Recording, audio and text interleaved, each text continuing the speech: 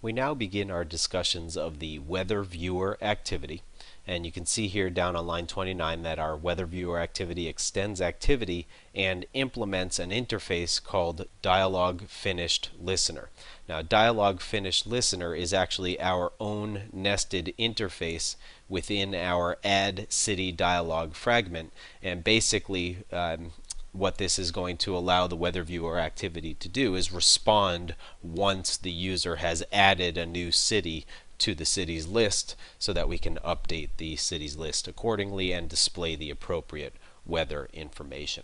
We also have a couple of other interfaces that we've implemented. On the cities fragment, we want to be able to respond when the user changes cities. So when we touch a different city, we need to update what the weather is that's displayed on the screen.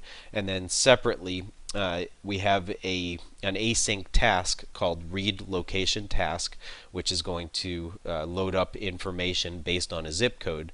And when that task finishes loading information, we have a listener that can be notified of that so that we can respond after the data has been loaded.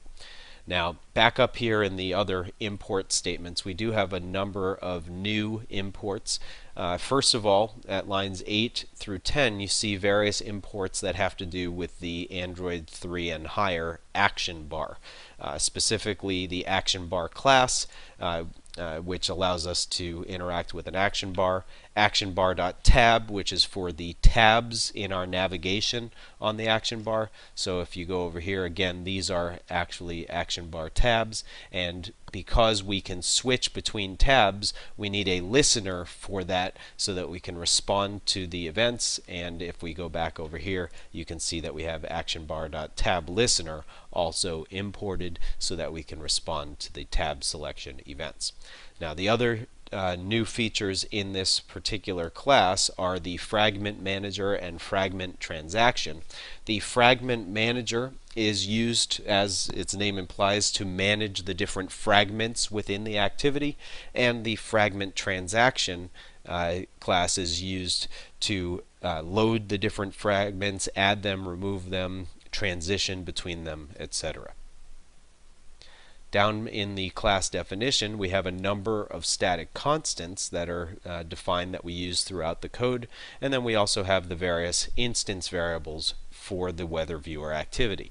So for example, we keep track of which tab is the current tab, whether it's the single day or 5-day forecast. We keep track of the string representing the last selected city. We also have a weather shared preferences object that is going to be used to store what the user's chosen default city is. By default, when the app first loads, it's the city of Boston, but the user can long touch on any city, or the user can add a new city and check off a checkbox for changing the preferred city. Down at line 53, we have a map of strings in which we maintain the favorite cities, and that's basically going to be the city names and their corresponding zip codes. We have the cities fragment, which is going to be displayed in the left side of the user interface, and then we have a handler for updating the user interface in the GUI thread of execution.